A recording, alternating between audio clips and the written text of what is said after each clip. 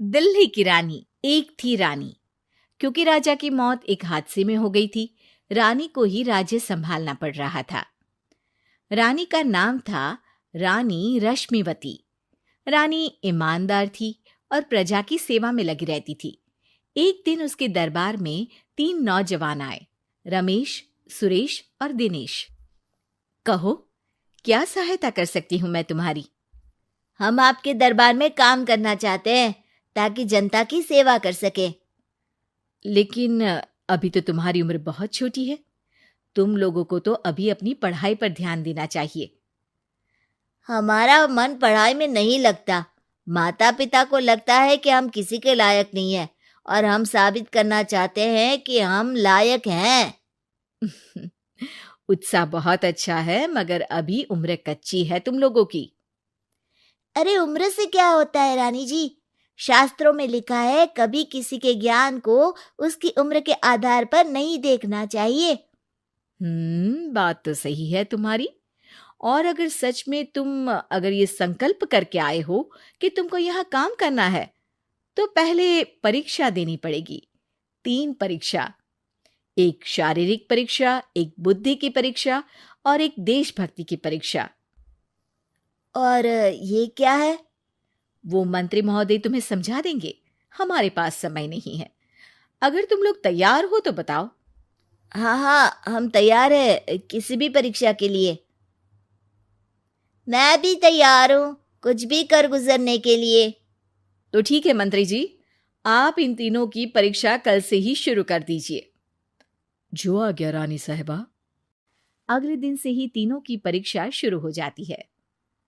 पहले शारीरिक परीक्षा, यानी किस में कितना है दम, ये देखेंगे हम। क्योंकि शरीर में दम होगा तभी तो प्रजा की सेवा में दम लगा पाओगे। हमें क्या करना होगा? वो पेड़ दिख रहा है, जो सबसे पहले चढ़ेगा उस पे दरबार में नौकरी पाने के अवसर उसी के बढ़ जाएंगे। मैं चढ़ता हूँ। अरे रुको रुको, गिनती गिनने दो। 1, 2, 3। 3 की गिनती के बाद रमेश और सुरेश भागकर पेड़ के पास गए, मगर दिनेश आराम से पेड़ के पास गया। जैसे ही रमेश और सुरेश आधे पेड़ तक चढ़ गए, दिनेश ने उन दोनों की टांग पकड़ के उन्हें नीचे गिरा दिया और खुद पेड़ पर चढ़ गया। दिनेश की जीत हुई। अरे लेकिन इसने बेईमानी की। बेईमानी नहीं की, बुद्धि लगाई। शरीर के दम के साथ दिमाग में भी दम होना चाहिए। क्यों मंत्री जी? हाँ हाँ, बात तो तुम्हारी सही है, लेकिन बात अगर बुद्धि की है तो बुद्धि की असली परीक्षा हम कल लेंगे। शाम को जाकर मंत्री रानी को सब बता देते हैं। यानी दिनेश उन सब में ज्यादा होशियार है। जी रानी साहिबा। अगले दिन तीनों की बौद्धिक परीक्षा का समय होता है। आज हमें क्या करना है मंत्री जी? थोड़ा सब्र करो, कल जल्दबाजी में ही हारे थे तुम। सही कह रहे हैं मंत्री जी। अरे तू क्यों ज्यादा बोल रहा है? तू भी तो हारा था ना कल। ए दिनेश, ज्यादा होशियार मत बन। अरे अरे अरे, लड़ो मत। आज की परीक्षा पर ध्यान दो। आज की बौद्धिक परीक्षा में ये कुछ बोरे हैं, कुछ में नमक है और कुछ में रुई। जिसको जो ले जाना है उठा लो। देखते हैं कि कौन जल्दी से कोई भी एक बोरा नदी के उस पार लेकर जाता है। समय शुरू होता है अब। तीनों बोरों की तरफ बढ़ते हैं। सुरेश, नमक की बोरी भारी है, ले जाने में मुश्किल होगी। हाँ हाँ, सही कह रहा है, रुई हल्की है, हम दोनों रुई लेकर चलते हैं। अरे भाई, मैं तो नमक लेकर जाऊंगा। रमेश और सुरेश ये सोचकर हंसते हैं कि आज तो दिनेश हार ही जाएगा। दौड़ शुरू होती है। 1, 2, 3। तीनों नदी की तरफ भागते हैं। रुई में वजन कम होने के कारण रमेश और सुरेश आगे निकल जाते हैं और दिनेश थोड़ा पीछे। पर जैसे ही वो सब नदी में जाते हैं, दिनेश की बोरी का नमक गलने लगता है और वजन कम हो जाता है, जबकि रमेश और सुरेश की रुई में पानी भर जाता है और बोरी का वजन बढ़ जाता है। अरे ये इतनी भारी क्यों हो गई रमेश? अरे मुझे क्या पता, शायद जादुई बोरी है। अरे लगता है कि हम बेवकूफ बन गए। बने नहीं हो, तुम हो ही बेवकूफ। इतना तो पता होना चाहिए कि पानी में नमक गल जाएगा। दिनेश का पूरा नमक गल जाता है और बोरी खाली हो जाती है। वो जल्दी से रेस पूरी कर लेता है। इस परीक्षा के विजेता भी दिनेश ही हैं। उसने दिमाग लगाकर दिखा दिया कि वो बौद्धिक परीक्षा में भी रमेश और सुरेश से आगे है। अब कल तुम्हारी देशभक्ति की परीक्षा होगी, जो स्वयं रानी मां लेंगी। रात को फिर मंत्री रानी के पास जाकर बता देते हैं कि आज की परीक्षा में कैसे दिनेश ने अक्लमंदी दिखाई और बौद्धिक परीक्षा में भी उसी की जीत हुई। अरे वाह, दिनेश तो हमारे बहुत काम आ सकता है। हम उत्साहित हैं कल की परीक्षा के लिए।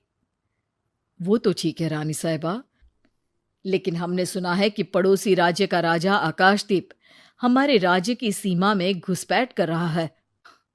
ये तो चिंता की बात है। हमें जल्द ही कुछ करना चाहिए। अगले दिन रमेश, सुरेश और दिनेश अपनी आखिरी देशभक्ति की परीक्षा के लिए दरबार में आते हैं। प्रणाम रानी साहिबा।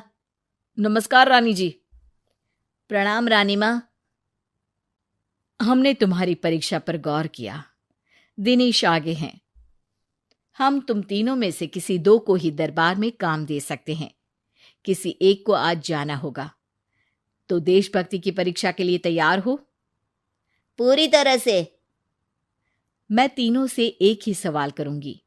जिसका जवाब सबसे सही लगेगा उसे तो नौकरी मिल ही जाएगी। फिर दूसरे सबसे सही जवाब देने वाले को भी काम मिलेगा। आप लोगों का समय शुरू होता है अब। ज्यादा सोचने का समय नहीं होगा। जो मन में पहली बात आए उसका जवाब दे। तो सवाल यह है कि तुम इस मिट्टी के लिए क्या कर सकते हो? मैं इस मिट्टी को साफ रखूंगा। यहाँ के लोगों के भोजन की कमी को मैं पूरी करूंगा। मैं यहाँ के लोगों को गले लगा लगा के उनको खुशी दूंगा रानी माँ, और गरीबों के लिए घर बनवाऊंगा।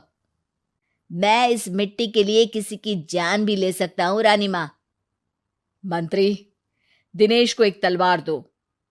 जी रानी जी। दिनेश, पड़ोसी राज आकाशदीप की जान तुम्हारे हाथ में है। जाओ, अपना काम पूरा करो। आज रात को तुम उस पर हमला करोगे जब वो सो रहा होगा। दिनेश वहां से चला जाता है। रानी माँ, ये आपने क्या किया? अभी किया नहीं है मंत्री जी। आप आकाशदीप को संदेशा भिजवाओ कि पड़ोसी देश का एक कातिल रात को उन पे हमला करेगा और दिनेश को पकड़वा दो। अरे, ये आप क्या कह रही हैं? और क्यों कर रही हैं आप ऐसा? राजा को लगेगा कि हमने उसकी मदद की, उसकी जान बचाकर। वो हमारे राज्य का पीछा छोड़ देगा और हमारा एहसानमंद हो जाएगा। और दिनेश का क्या होगा?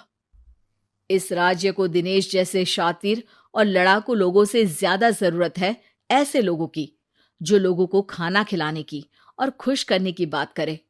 और ये गुण सुरेश और रमेश में है। इन्हें नौकरी दे दो। दिनेश बहुत चतुराई से नौकरी हड़पना चाहता था, जिसके लिए उसने रमेश और सुरेश जैसे दोस्तों का भी नुकसान किया। पर रानी ज्यादा चतुर निकली। उसने एक तीर से दो निशाने लगाए। दिनेश जैसे खूंखार युवक को राज्य से बाहर करवा दिया और पड़ोसी राजा आकाशदीप को अपना एहसानमंद कर लिया। पूरा दरबार रानी की जय जयकार कर रहा था।